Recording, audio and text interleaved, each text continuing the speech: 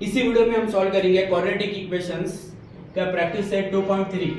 Okay, सो 2.3 में जो questions है, क्या कौन से क्वेश्चन गिवन है?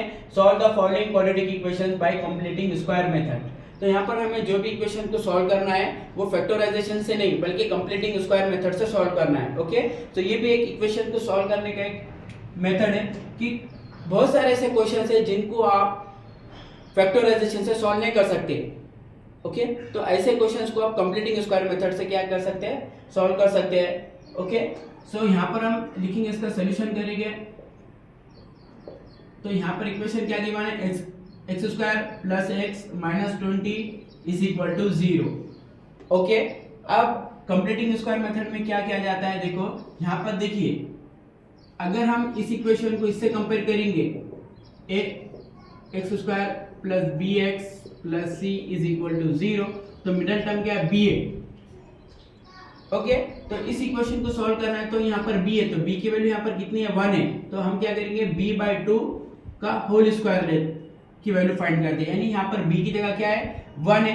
कि किसी के मल्टीप्लाई में कोई भी नंबर नहीं होता है, मतलब 1 होता है, तो b की जगह पर 1 है, तो 1/2 होल स्क्वायर करेंगे हम। सो 1/2 का होल स्क्वायर मींस 1 का स्क्वायर 1, 2 का स्क्वायर 4। ओके, तो अब हम क्या करेंगे? इक्वेशन के दोनों साइड 1/4 ऐड करेंगे, तो एक क्या हो जाएगा? फिर ये X square plus X plus 1/4 minus 20 is equal to 1/4। Okay, अब ये माइनस 20 इधर चले गया तो प्लस 20 हो जाएगा, तो ये इक्वेशन जाएंगी X square plus X plus 1/4 is equal to 1/4 plus 20। Okay, अब ये यहाँ पर जो हमने इससे ऐड करे ना, ये क्यों ऐड करे? क्योंकि ये स्क्वायर एक्सप्रेशन बन गई। ओके, ये स्क्वायर, हमने इसको स्क्वायर बना दिए। इक्वेशन को किस तरह से बन गए ये?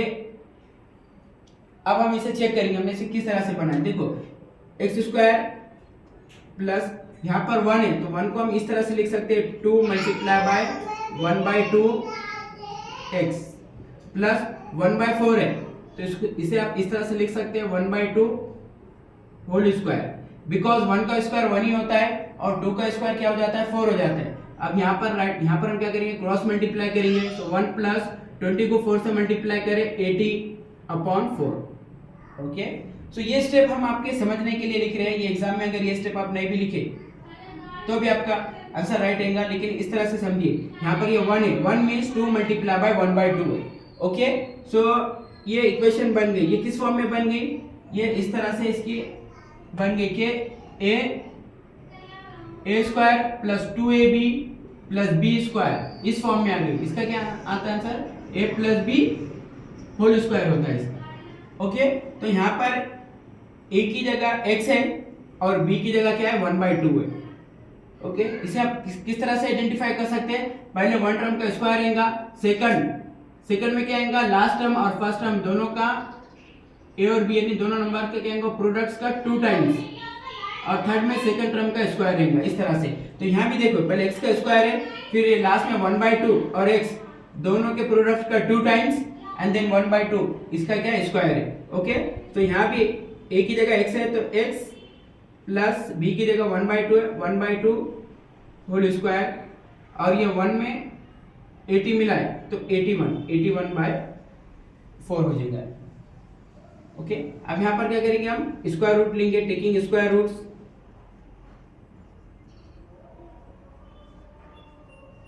टेकिंग स्क्वायर रूट्स, दोनों साइड स्क्वायर रूट ले लिए, तो ये हो जाएगा x प्लस 1/2।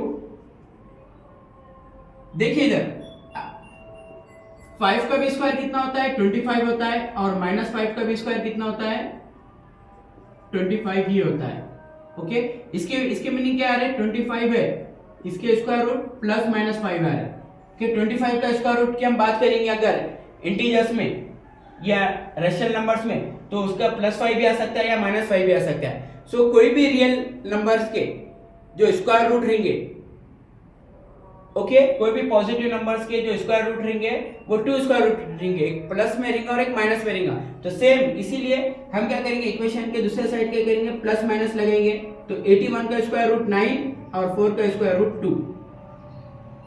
ओके 81 का स्क्वायर रूट 9 और 4 का स्क्वायर रूट 2। तो ये देखिए प्लस 2 है, उधर आके माइनस, तो प्लस 1/2 उधर आके माइनस 1/2 हो जाएगा।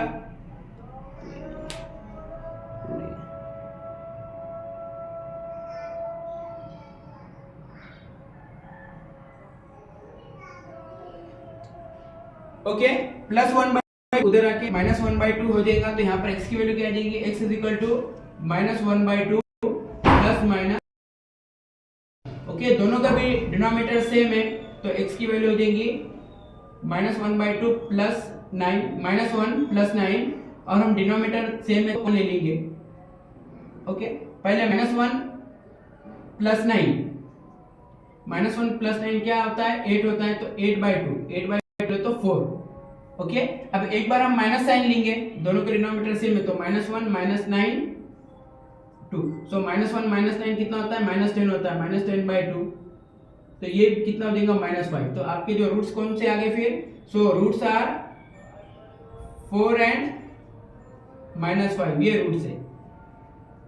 ओके 4 एंड माइनस 5 ये रूट्स है। तो हम जो कंप्लीटिंग स्क्वायर मेथड है उसे किस तरह से सॉल्व करेंगे, जो भी इक्वेशंस गिवन है, ओके उसका जो मिडिल टर्म है b की वैल्यू, तो b/2 होल स्क्वायर निकालेंगे और उसे क्या करेंगे, हम ऐड करेंगे। जब वो हम इक्वेशन में वन साइड ऐड कर रहे हैं, तो इस इक्वेशन को बैलेंस करने के बाद से अदर साइड भी क्या करना पड़ेगा, उसे ऐड करना पड़ेगा, तो ये एक्सप्रेशन बन जाएंगी आपकी कंप्लीट स्क्वायर इक्वेशन। ओके तो इसमें जो भी आएगा x का x एज इट इज आएगा, ओके देन प्लस जो लास्ट टर्म है तो इसका स्क्वायर रूट रहेगा प्लस लास्ट टर्म, या फिर आप जो मिडिल टर्म है तो उसका हाफ भी बोल सकते हैं आप, x प्लस मिडिल टर्म में क्या 1 है तो 1 का हाफ का होल स्क्वायर आप ले सकते हैं। इस तरह से आप इजीली इसे सॉल्व कर सकते हैं। ओके और इस इक्वेशन को सॉल्व करना है तो देखिए यहाँ x स्क्वायर है, तो अगर हमें इस तरह से इस इक्वेशन को सॉल्व करना है तो x स्क्वायर का कोएफिशिएंट हमेशा 1 रहना, यानी x स्क्वायर ही रहना, तो समझ लो उसका कोएफिशिएंट क्या रहेगा 1 रहेगा, तो x स्क्वायर का कोएफिशिएंट हमेशा 1 रहेगा। अगर 1 नहीं है तो हम क्या करेंगे, उससे डिवाइड कर लेंगे। अगर यहाँ पर 3 रहता था तो हम इसे 3 को होल इक्वेशंस को 3 से हम डिवाइड कर लेते थे। इस तरह से हम इस इक्वेशन को क्या करेंगे, सॉल्व करेंगे।